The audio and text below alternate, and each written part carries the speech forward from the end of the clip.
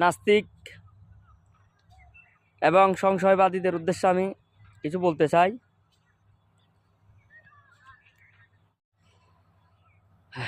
পৃথিবীতে যারা নাস্তিক এবং সংশয়বাদী আছে তারা মনে করে যে যেটা চোখে দেখা যায় না সেটা কিভাবে বিশ্বাস করা যায়।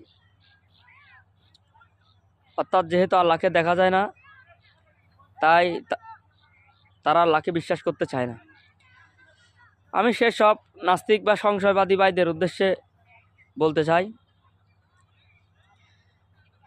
আপনি মানুষ একজন, কিন্তু আপনার শরীরের অঙ্গ প্রত্যঙ্গ উপাদানসমূহ এক নয়।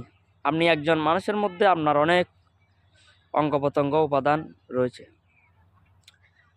তদুরূপে সমস্ত সৃষ্টি এক স্রষ্টার মধ্যে অবস্থিত, এক স্রষ্টার এই অস্তিত্ব।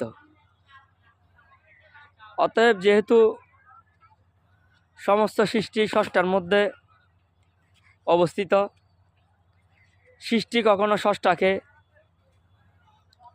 দেখবে না।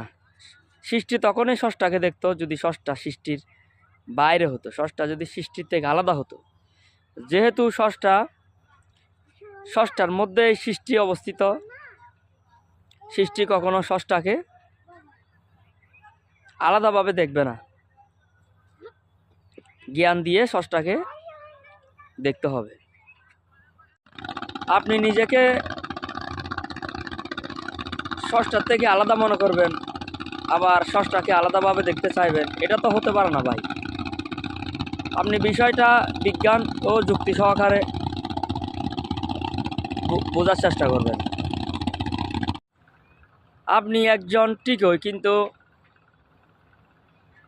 আপনার মধ্যে ব্রেন আছে যা আপনার কাছে আপনার রসুলের মতো। আপনার একটি হৃদয় আছে, হৃৎপিণ্ড আছে, যা আপনার গাউস অর্থাৎ আপনার শরীরের সাহায্যকারীর মতো। এছাড়াও আপনার শরীরে বাকি অঙ্গ প্রত্যঙ্গ সহ অনেক ব্যাকটেরিয়া, ভাইরাস এবং আরও অনেক কিছুই দৃশ্যমান এবং অদৃশ্যমান আছে। সব কিছু মিলে আপনি একজন। একটা জিনিস মাথায় রাখবেন, এক থেকে অনেক কিছু হতে পারে, কিন্তু শূন্য থেকে কখনো কিছুই হয় না। শূন্য মানে শূন্য। এই বিষয়টা মাথায় রেখে স্রষ্টার অস্তিত্ব নিয়ে রিসার্চ করবেন, গবেষণা করবেন।